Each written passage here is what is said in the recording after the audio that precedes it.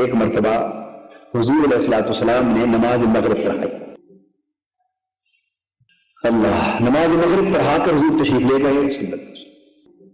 کچھ لوگ جنہوں نے جانا تھا وہ چلے گئے، جنہوں نے نماز کے بعد بیٹھنا تھا مسجد میں بیٹھے رہے.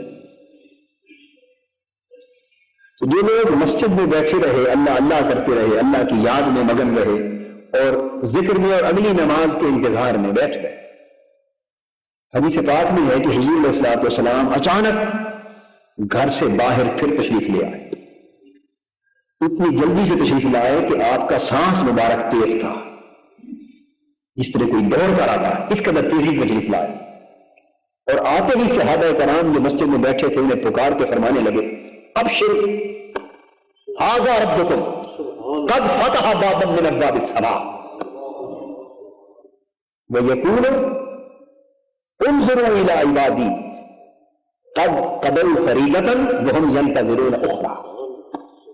حضور علیہ السلام تشریف لائے اور فرمایا کہ تمہیں مبارک ہو، خوشخبری سناتا ہوں، دیکھو یہ تمہارا رب ہے جس نے ابھی ابھی اپنے آسمان کے دروازوں میں سے خاص رحمت کا دروازہ تم پر کھول دیا ہے.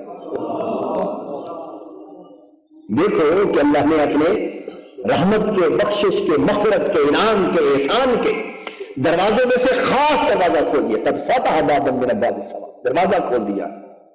اور دروازہ کھول کر اللہ پاک کیا کر رہا ہے؟ فرمایا دیکھو تو صحیح، وہ فرشتوں سے اشارہ کر کے تمہاری طرف اللہ پاک فرما رہا ہے کہ انظروا الی عبادی، فرشتوں ذرا جھانک کر دیکھو دروازے سے میرے بندوں کی طرف.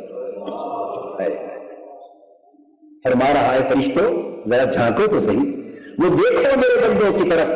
قد قضوا فریضۃ وهم ينتظرون اخرى، میرے بندوں کا اب میری بندگی میں یہ حال ہو چکا ہے کہ ایک نماز پڑھ چکے ہیں، فارغ ہو چکے ہیں اور گھر نہیں جاتے، اب اگلی کا انتظار کر رہے ہیں.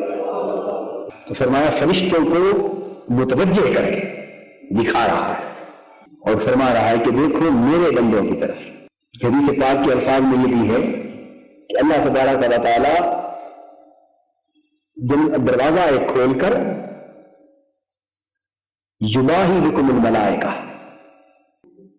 قد فتح باب من ابواب السماء ویباہی بکم الملائکہ ویقول انظروا الی عبادی قد قضوا فریضۃ وهم ينتظرون اخرى. وہ دروازہ کھول کر فرشتوں کے سامنے تمہارے سامنے فخر کر رہا ہے. اللہ تمہارے فرشتوں کے سامنے تمہاری خاطر تمہارے اوپر مباحات کا اظہار فرما رہا ہے، تمہیں باعث فخر قرار دے رہا ہے، تمہارے اوپر خوشیاں کر رہا ہے، خوشی اور شادمانی اور مسرت کا اظہار فرما رہا ہے. اور فرما رہا ہے فرشتوں اس کیفیت میں کہ دیکھو میرے بندوں کی طرف کہ وہ میری عبادت سے، نماز سے فارغ ہو چکے مگر چھوڑ کے واپس نہیں جاتے، اب اگلی کا انتظار کر رہے ہیں. مجھے بندے اتنے مستعد ہو جائیں کہ اللہ کی یاد میں مگن رہیں، ہر وقت مگن رہیں، تو اللہ پاک ان بندوں کی طرف اشارے کر کر کے فرشتوں کو دکھاتا ہے، انہیں قابل رشک بناتا ہے، انہیں قابل رشک بناتا ہے. یہ غفلتیں ہماری طرف سے ہیں، اگر ہم ان غفلتوں کا پردہ چاک کر لیں تو ہمیں اندازہ نہیں ہے کہ اس کی کرم نوازیوں کا عالم کیا ہوگا.